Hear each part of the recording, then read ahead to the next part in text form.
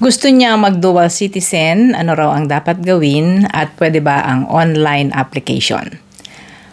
Doon po sa online application, sorry kasi wala po akong nakita. Hindi po sila tumatanggap ng online application. Sa consulate sa Toronto, nakita ko po doon na sila tumatanggap ng personal application and by mail. Sa Vancouver naman ay personal lang at sa embassy sa Ottawa ay by mail. So, yun po so far yung nabasa ko dun sa kanilang website. So, ang lahat ng ito guys ay mababasa po ninyo sa mga website ng embahada at konsulada dito sa Canada.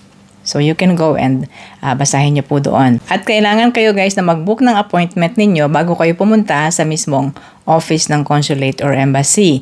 Para makapag-book kayo po ay mayroong calendar of booking po dyan sa kanilang website. At narito po ang mga requirements sa inyong application for retention and reacquisition of Filipino citizenship.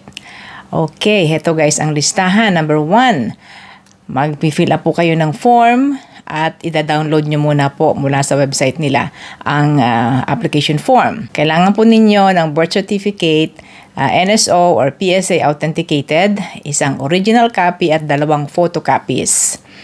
Old Philippine passports po ninyo na isa ring original at 2 photocopies. Certificate po ng inyong naturalization as Canadian citizen o yung oath of Canadian citizenship, isa ring original at 2 photocopies.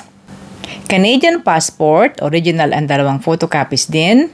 Marriage contract ninyo or annulment of marriage or divorce, isang original din at 2 photocopies. 30 copies ng 2x2 photos. Front view with white background. Application fee na nagkakahalaga ng $77.50.